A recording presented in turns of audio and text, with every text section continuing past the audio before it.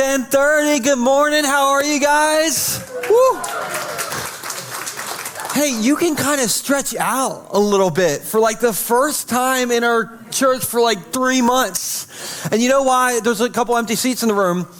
It's because the polar bear plunge is going on. Okay, and if you ever needed like proof that our church is full of crazy people, the empty seats represent every crazy person that is in the ocean right now. But I'm glad to see you guys. And wasn't the music amazing today? Like, oh my goodness.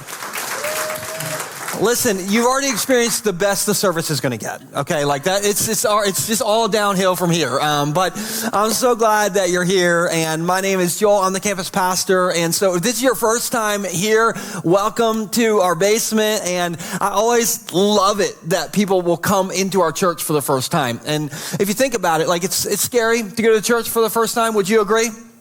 Okay, but for our church, it's actually scary because you don't get to park in a church parking lot. We don't have one of those. Okay, you park it like Giant and you have to like walk down here and there's 23 steps and every step is a reason for you to be like, I ain't going down there. It's further down. Nope, I'm not going to. But you guys keep coming. You come in here and I'm so thankful that you're here. And I would love to meet you. So after this service, I'll be out in our lobby. And if you could bring me that welcome home card. If you didn't turn that in already, I have a gift for you. If you already did turn that in, I got an extra gift for you. It's very valuable. It's a high five from the pastor. Okay, so, but if you are a first-time guest, maybe you look around and you're like, there's a camera there, there's a camera there, there's cameras all over this place. And the reason that is because we have a whole group that watches us online. We call our online family. And we cheer for them every week for one reason. We are needy, okay? We want their support. We want them to like us, all right? And so could you put your hands together for our online family real quick? Now you guys are tuning in. All right, so for the last month, we've been in this series, and we've been looking at the last book in the Bible, which is easily the craziest book in the Bible, which is the book of Revelation, not Revelations. We've been saying that, listen, one revelation is enough for us, okay? And so there's one, and if you've not been here, maybe you need a recap, or maybe you have been here and you need a recap, or anybody like when you watch a show, you need that recap? I'm a recap person. So here's a quick recap. We looked at this, and in Revelation, it's written by one of Jesus' very best friends. Jesus had 3 kind of close-knit people. One of them was a guy named John. And so John has not seen his friend Jesus since the ascension, which has been like 60 years prior. So John, I don't want to offend anybody who's in their 80s, but John, he's in his 80s, so he's a young man. He's a young guy, and one weekend he's on this island, and he has an angel take him to heaven. All right, and so when he gets to heaven, he doesn't see his friend Jesus that was a 7-pound 4-ounce Christmas Jesus. He doesn't see grandma's Jesus. He sees heaven Jesus.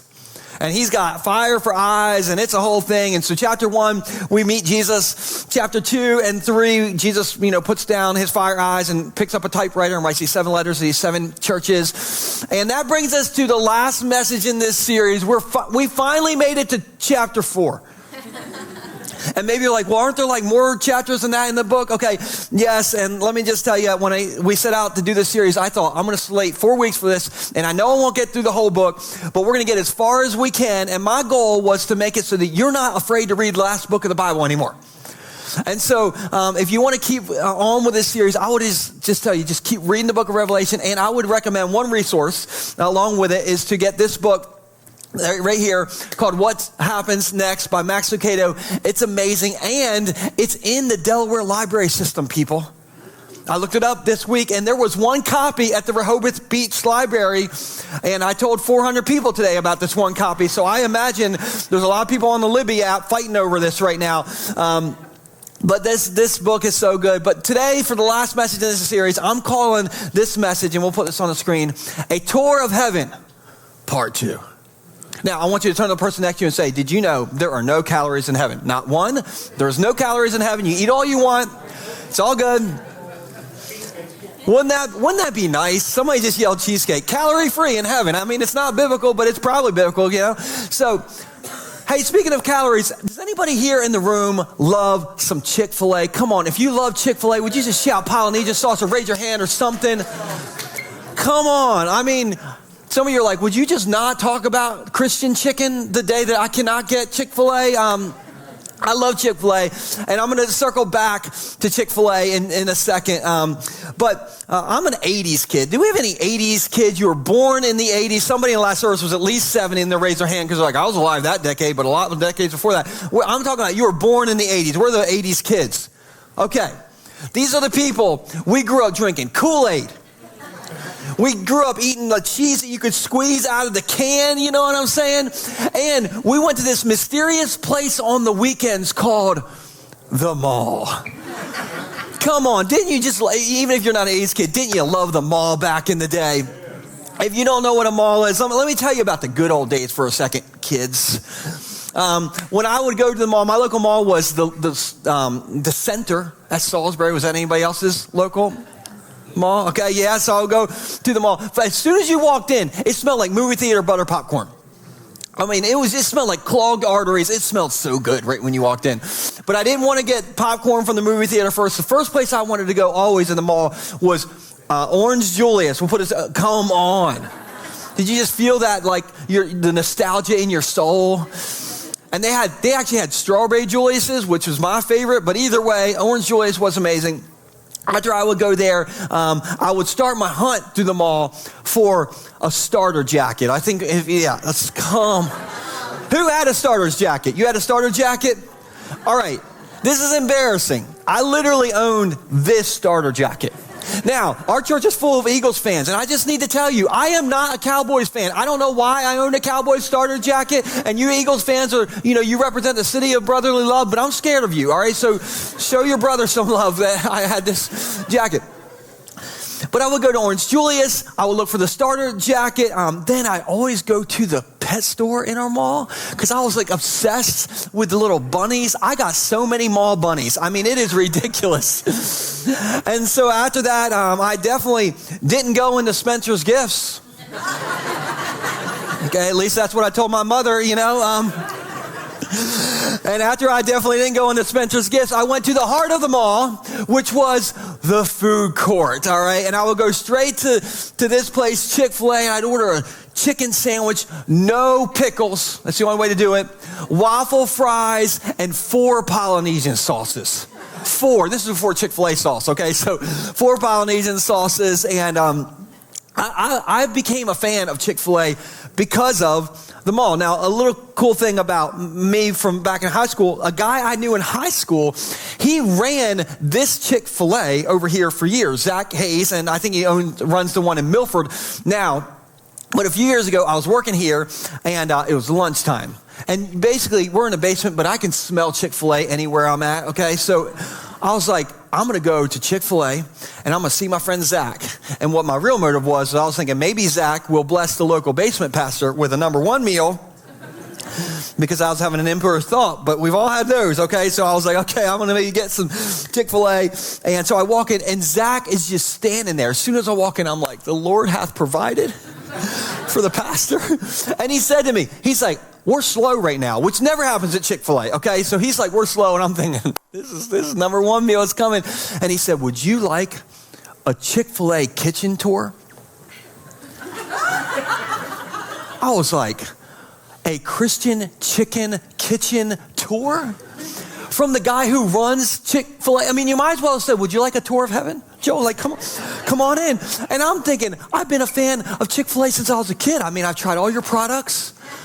I tried all your sauces. Like, of course I want to go on this tour. And so Zach's like, come on in. And he opened a little half door. And I stepped into the kitchen of Chick-fil-A. And if that's not heaven, I knew I was standing on holy ground.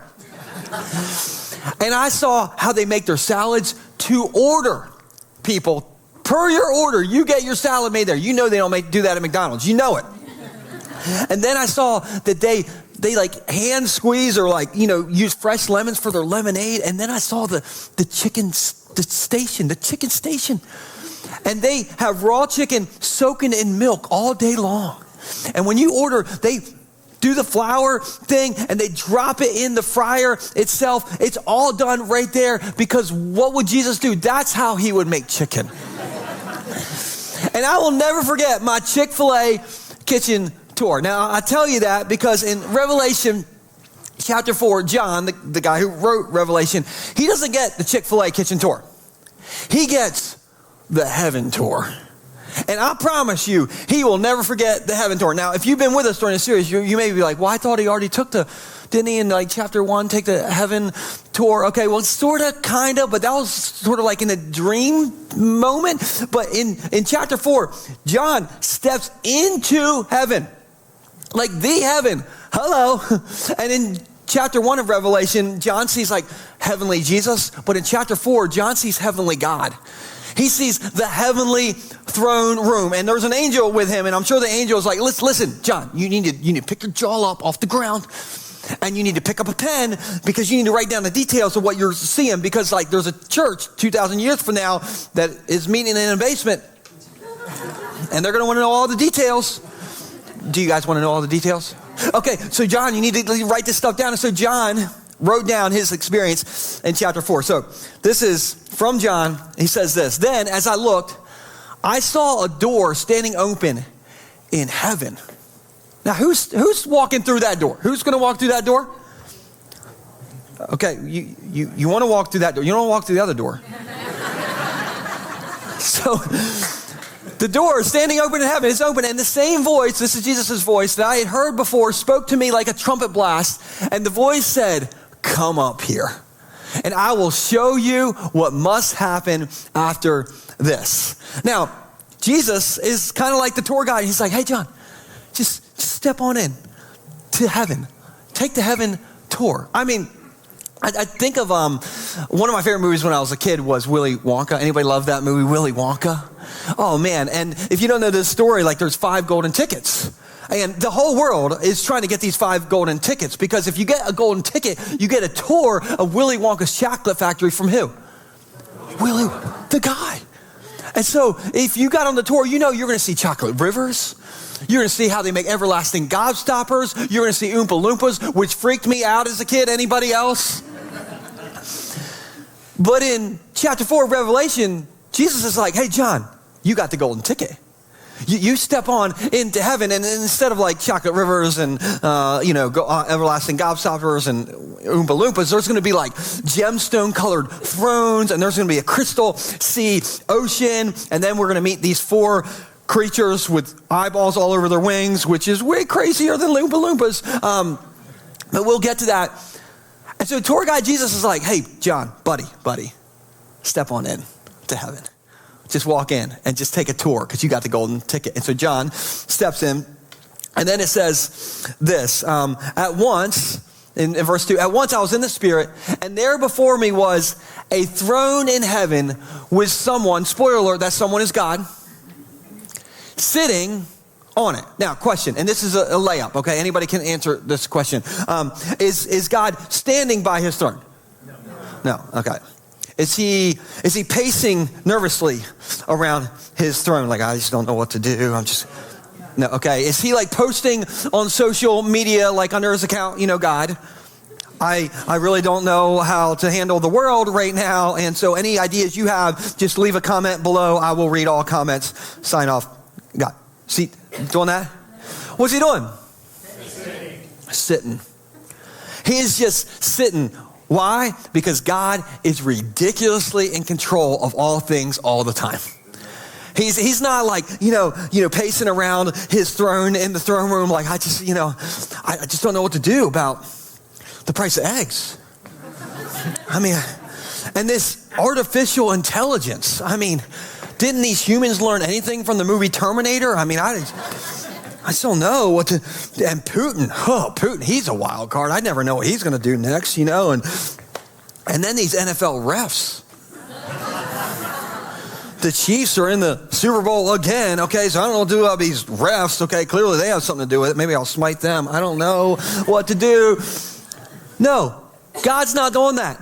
God is sitting on his throne because he's got the whole world in his hands and he's not even breaking a sweat. And maybe you're like, well, what does that have to do with me? Does that like help me? Or is it like, listen, that is such good news for us because you know what that means? It means you can relax. It means I can relax. If you feel like there's something out of control in your world right now, and you're like, I don't know what to do about it. Listen, God doesn't even have to get up out of his seat to deal with it. And so if you're like, man, my health is out of control, my family dynamics are out of control, my January electric bill, that's going to be out of control. Hello.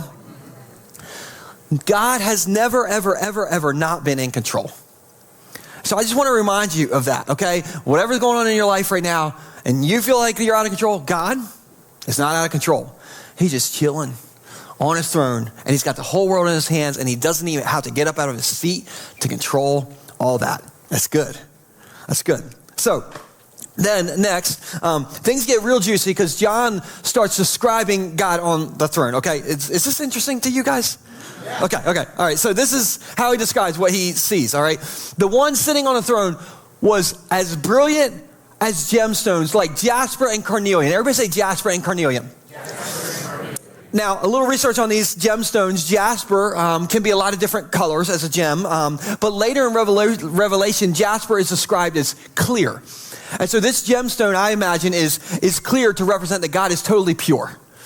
And then carnelian is basically always red. And so with this clear gemstone, there's this red in it, which represents God's grace. So he's totally pure, but he's taken on our sin to give us grace. And then it says, and the glow of an emerald circled his throne like a rainbow. I tried to picture this week. Anybody ever heard of a Peleus cloud? Let me show you a Peleus cloud. This is a real picture of a Peleus cloud. Could you imagine this is over your house? And so go back to the verse if you could. I imagine that this is kind of like a Peleus cloud around God, okay? So there's this emerald circling his throne like a rainbow. There's 24 thrones surrounding him and 24 elders sitting on them. Who are these elders? Nobody really knows. My guess is that these elders represent all of humanity, but either way, they're clothed in white and had gold crowns on their heads. From the throne came flashes of lightning and the rumble of thunder. And in front of the throne were 7 torches with burning flames. This is the sevenfold Spirit of God. And so that's basically the Holy Spirit. And in front of the throne was a shiny sea of glass sparkling like crystal. Now, I just want you to imagine this for a second. And so we have up here, we got gemstones. We have a circle cloud thingy going on around the throne. We have thunder and lightning. There is a crystal clear ocean, which I've never seen that around here. Okay, we got the chocolate milk sea over here. It's what we have going on. But I just want you to imagine this. And if you've been with us 2 of the 3 weeks during this series, I showed you this artificial intelligence videos. Basically, if you've not been with us, basically there's a social media account called the AI Bible. And what they do is they put in actual Bible descriptions of angels and heaven and all this stuff. And they just see what videos AI spits out based just on these descriptions. And it is wild. Now, we don't know if it's even close, but I found a video on this chapter's description of God. Do you want to see it? Yeah. Are you sure? Yeah. Okay, here we go.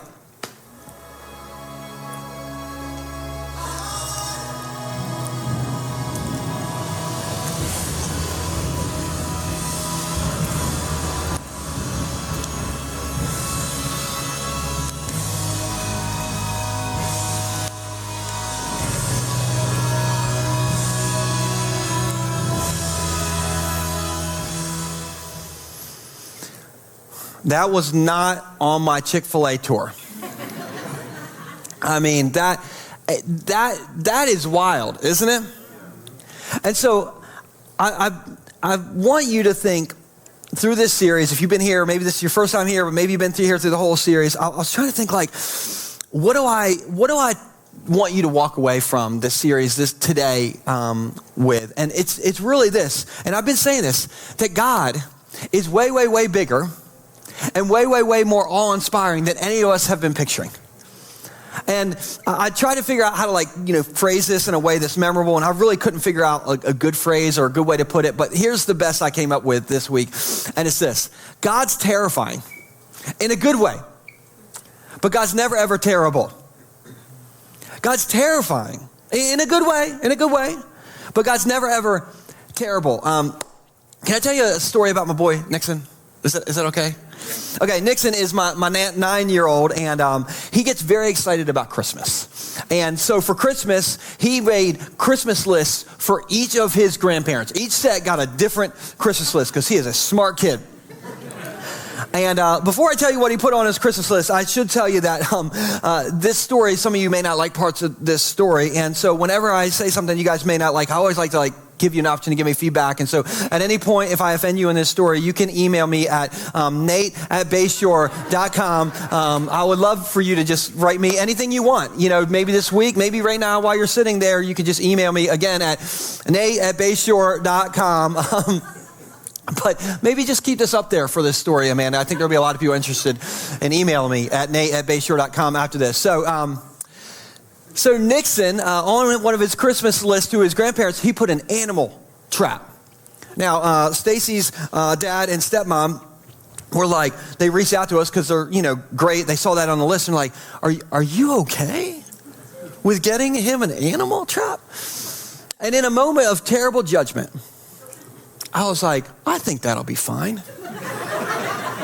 I'm sure my HOA and the local game warden and animal lovers all over the world would be, great with a 9-year-old getting an animal trap, And so I was like, yeah, I think that'll be a great idea. And so I literally didn't think about it again until Christmas morning. Guess what Nixon got?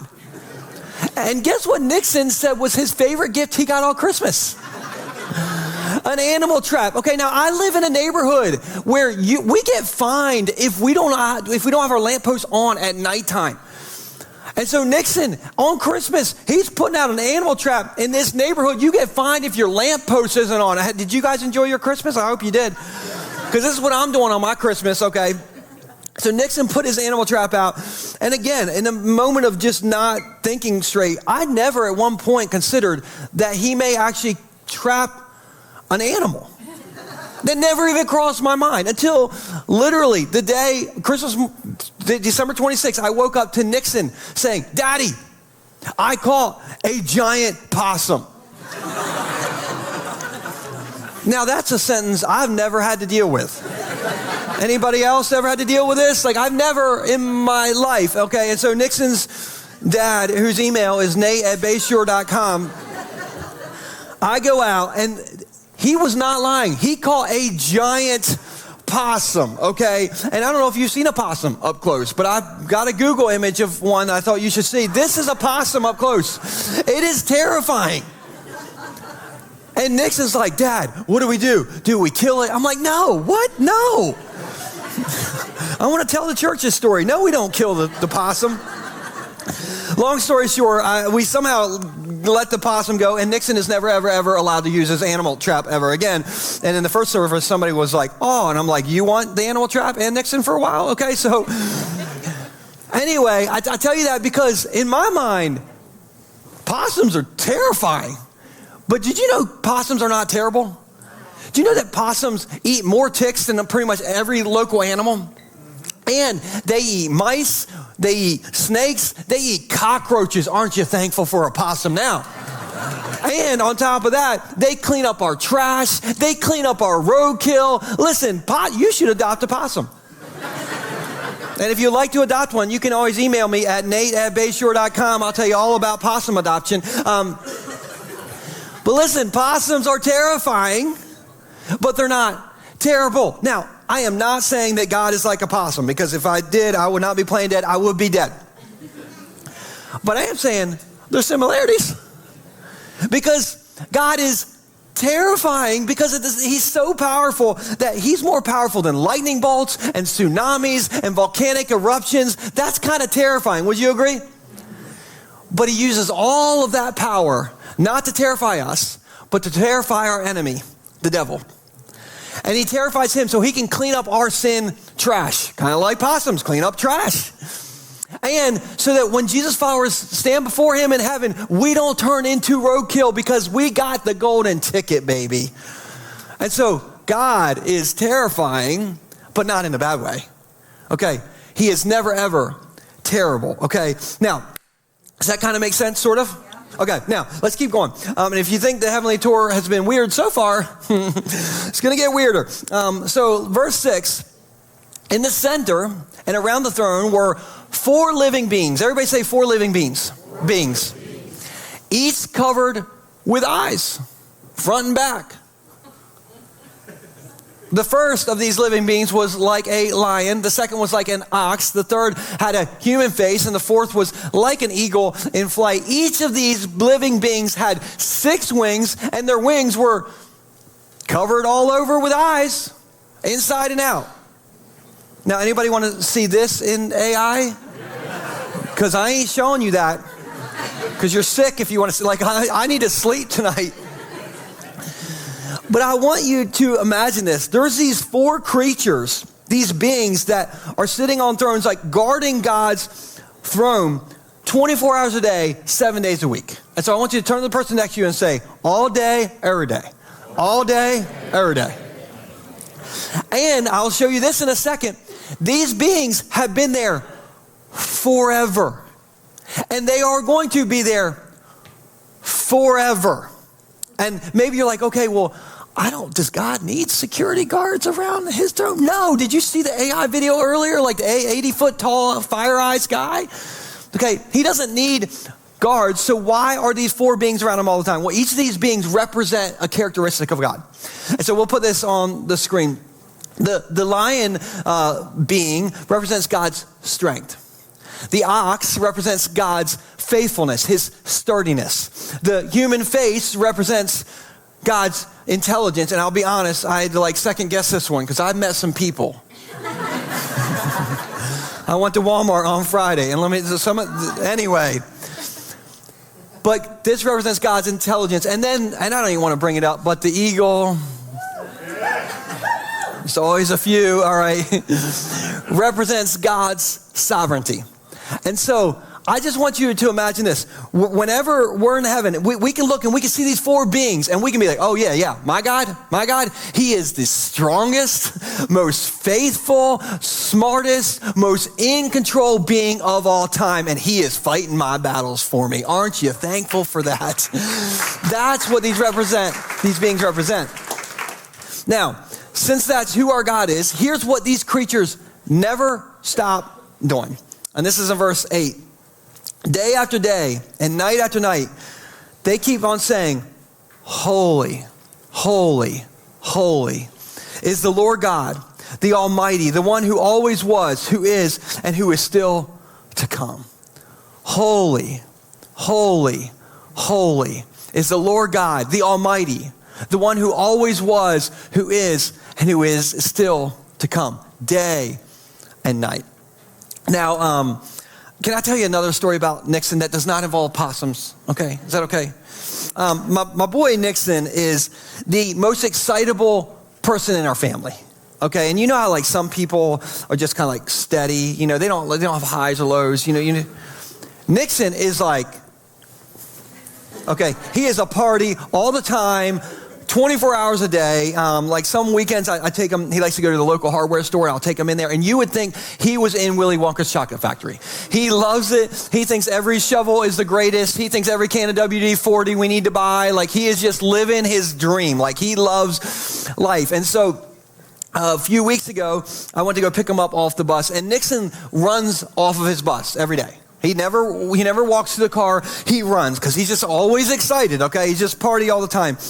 And so he gets to the car and he's like, Dad, you will not believe what happened today. And I'm thinking, did he get student of the month? Something big happened? And he's like, no, way better. He's like, my teacher gave me one of these right here. Now, some of you parents know where this is going. I have an 11-year-old named Nora, and for the last 24 months, what I've heard on repeat in my house is, hot cross buns.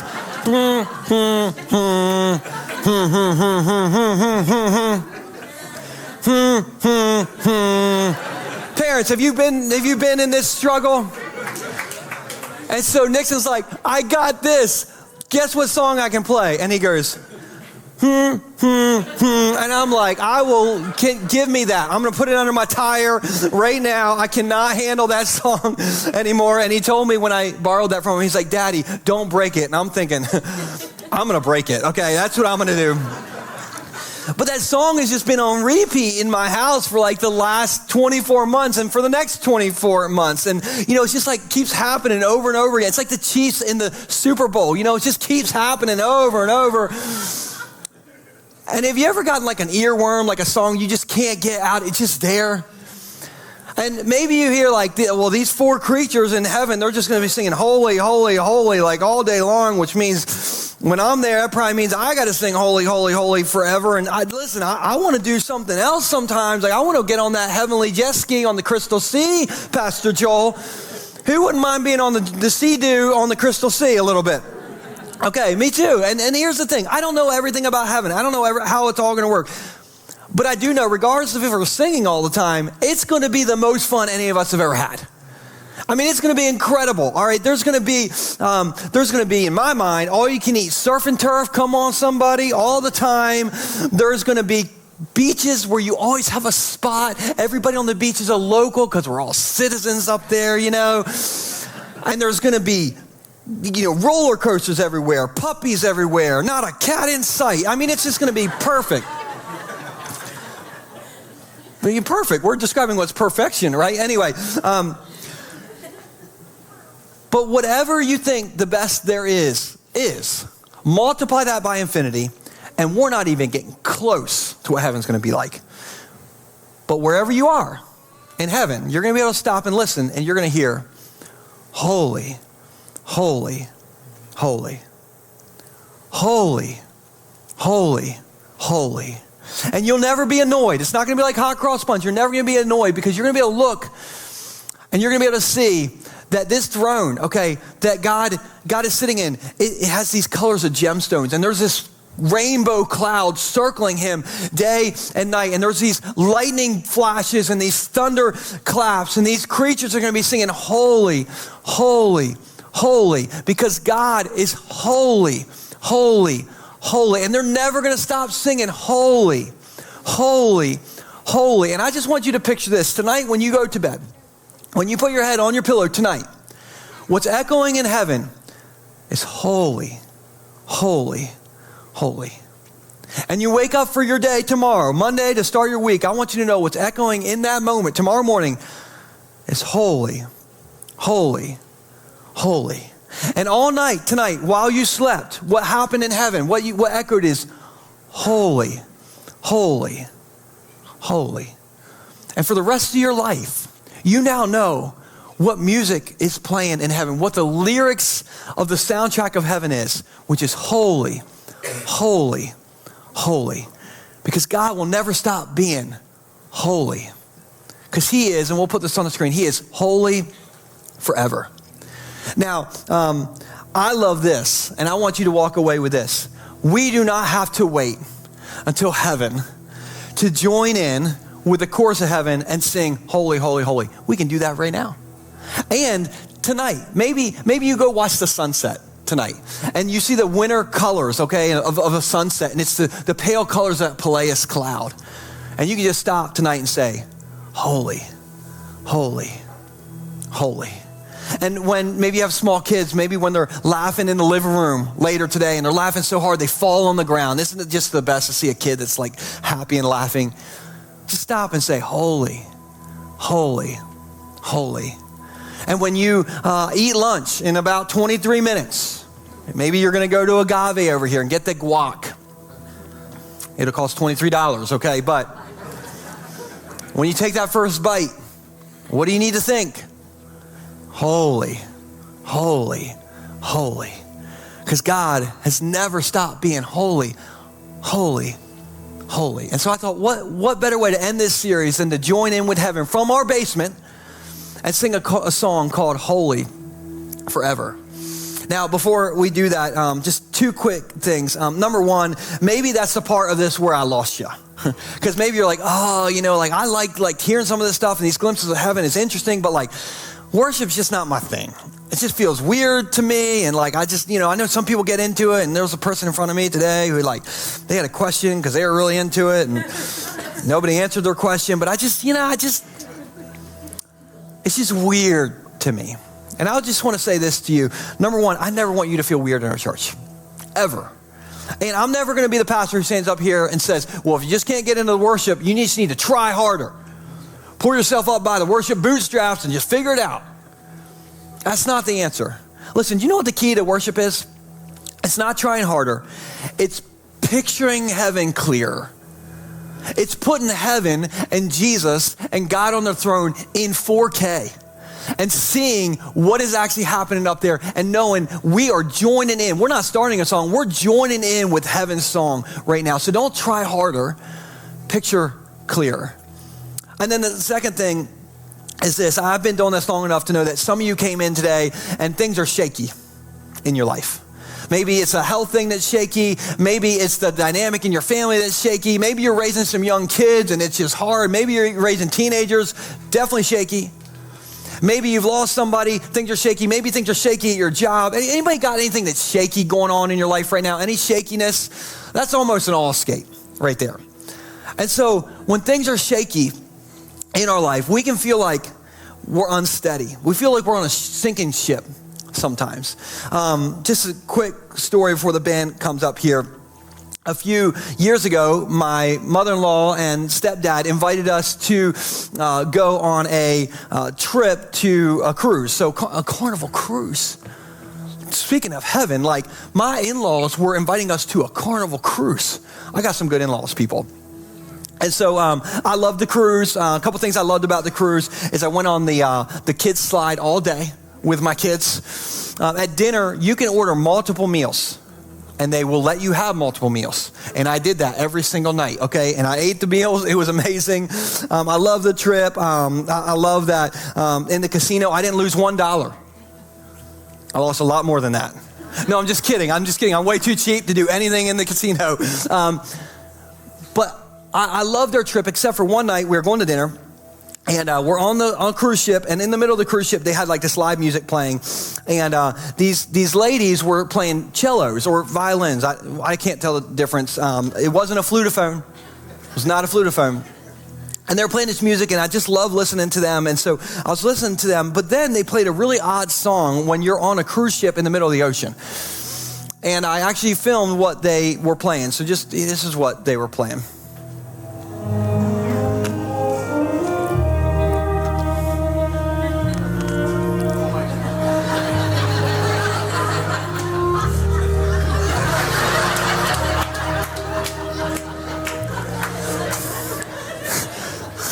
Listen, how are you going to be playing that song while I'm standing on a cruise ship in the middle of an ocean?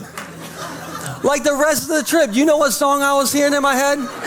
That song, I thought, we are drowning, we're all dying, I'm on shaky ground, this is not good.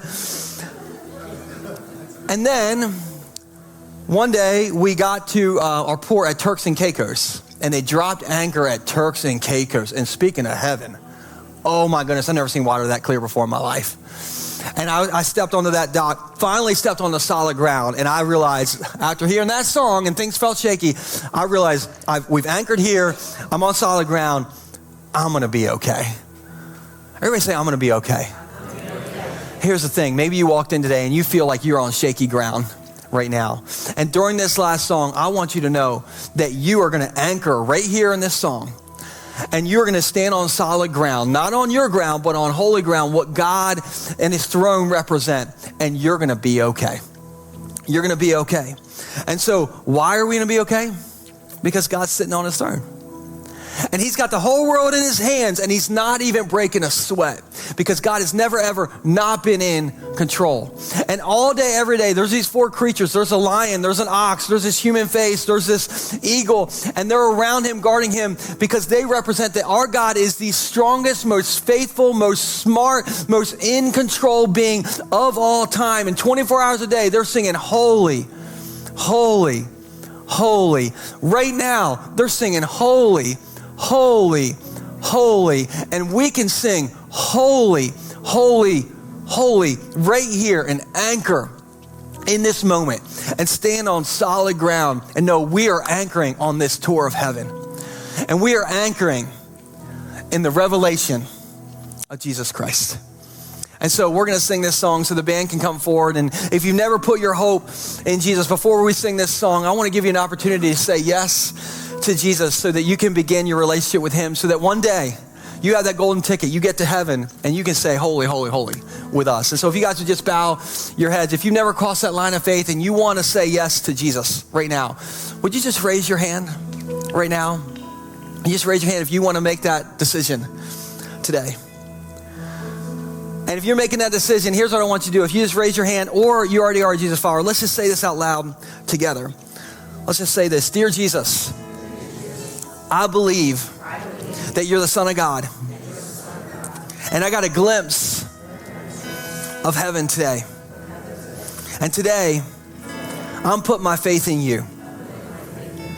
I believe I'm a sinner, but I am repenting and I'm receiving your forgiveness. And I'm anchoring in you.